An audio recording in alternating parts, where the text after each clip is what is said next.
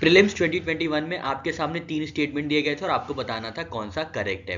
पहले स्टेटमेंट में दिया गया था कि जो गवर्नर होता है रिजर्व बैंक ऑफ इंडिया का, वो अपॉइंट किया जाता है सेंट्रल गवर्नमेंट द्वारा।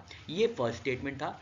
सेकेंड स्टेटमेंट में था कि कॉन्स्टिट्यूशन ऑफ इंडिया में ऐसे कुछ प्रोविजंस हैं जिसके अंतर्गत सेंट्रल गवर्नमेंट के पास राइट है, जिसमें आरबीआई को डायरेक्शंस इशू किए जाते हैं पब्लिक इंटरेस्ट के लिए। मतलब सेंट्रल गवर्नमेंट जो है आरबीआई को डायरेक्शंस इशू कर सकती है पब्लिक इंटरेस्ट के लिए। ऐसे कुछ प्रावधान है हमारे कॉन्स्टिट्यूशन ऑफ इंडिया में, ऐसा कहना था स्टेटमेंट 2 में। और स्टेटमेंट 3 में दिया गया था गवर्नर जो है आरबीआई के, वो अपनी पावर ड्रॉ करते हैं आरबीआई एक्ट के अंतर्गत। तो इसका जो सही आंसर है वो है option C 1 and 3 only. Second statement गलत है, फर्स्ट स्टेटमेंट और थर्ड स्टेटमेंट बिल्कुल सही है।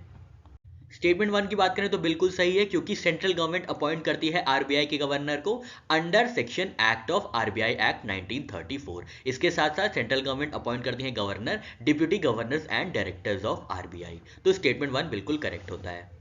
स्टेटमेंट 2 की बात करें तो ये फॉल्स है, क्योंकि कॉन्स्टिट्यूशन ऑफ इंडिया में कोई भी प्रोविजन नहीं है जो कि एम्पावर करता है सेंट्रल गवर्नमेंट को कि वो आरबीआई को डायरेक्शंस इशू कर दें। एक पावर है जो कि आरबीआई एक्ट 1934 के अंदर दी गई है अंडर सेक्शन 7, जिसके अंतर्गत सेंट्रल गवर्नमेंट जो है डायरेक्शंस इशू कर सकते हैं आरबीआई को। तो ये जो प्रोविजन है ये आरबीआई एक्ट 1934 के अंदर है, ना कि कॉन्स्टिट्यूशन ऑफ इंडिया के अंदर। तो स्टेटमेंट 2 फॉल्स हो जाता है।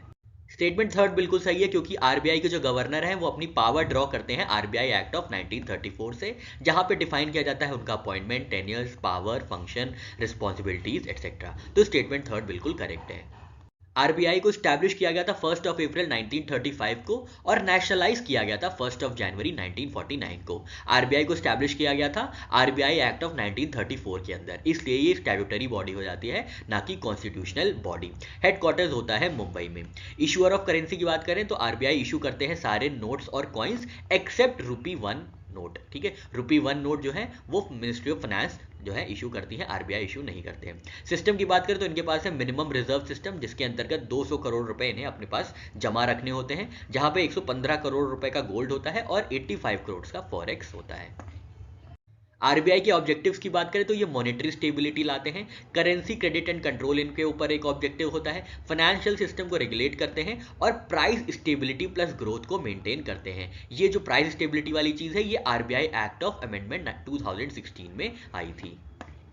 ऑर्गेनाइजेशनल स्ट्रक्चर की बात करें तो सेंट्रल गवर्नमेंट अपॉइंट करती है गवर्नर को, हमने देखा, प्लस 4 डिप्यूटी गवर्नर्स और 15 डायरेक्टर्स, जिनका कार्यकाल 4 साल का होता है।